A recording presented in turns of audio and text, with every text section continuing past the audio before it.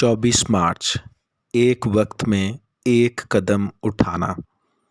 पैदाइश की किताब उसका 34वां बाब पहली आयत से 7वीं आयत तक। सिकम ने दीना के साथ मुबाशरत की तो उसके बाद उसका दिल याकूब की बेटी दीना से लग गया और उसने उस लड़की से इश्क में मीठी मीठी बातें की। और सिकम ने अपने बाप हमूर से कहा कि इस लड़की को मेरे लिए ब्याह लाए। पैदाइश की किताब उसका 34वां बाब तीसरी और चौथी आयत। सिकम ने इस सारी सूरत हाल को दूर करने के लिए शादी की पेशकश कर दी।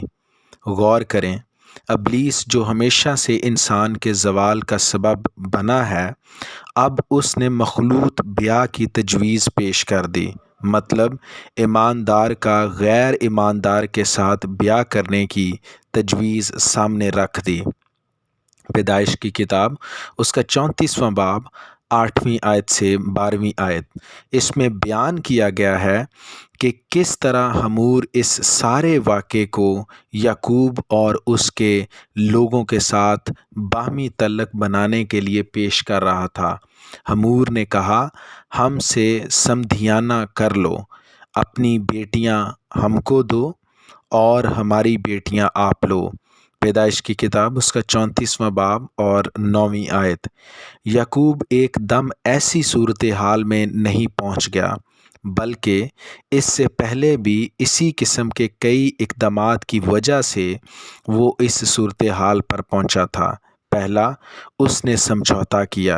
खुदा ने याकूब को कहा, बैतेल को निकल जा, यानी खुदा ने उसे दुनिया से अलग किया है। दूसरा, उसने जिज़वी तौर पर फर्माबरदारी की।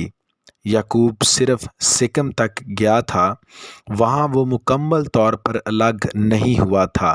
तीसरा, इस सूरत हाल की वजह से याकूब की बेटी दुनिया के लालच में आ गई। वो अपने आसपास की दुनिया का जायज़ा लेना चाहती थी। चौथा, हमूर के बेटे सिकम ने दीना के साथ मुबाशरत की थी।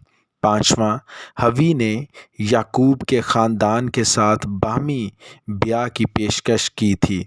छठा, इस सब वाक़यात की वजह से याकूब के अपने ख़ानदान में गुनाह सरायत कर गया था। आज हमारे इक़दामात हमें किस रास्ते पर लिए जा रहे हैं? हाँ, हर शख्स अपनी ही ख्वाहिशों में खींचकर और फंसकर आजमाया जाता है, फिर ख्वाहिश हमला होकर गुनाह को जनती है और गुनाह जब बढ़ चुका तो मौत पैदा करता है। याकूब का ख़त उसका पहला बाब 14वीं और 15वीं आयत।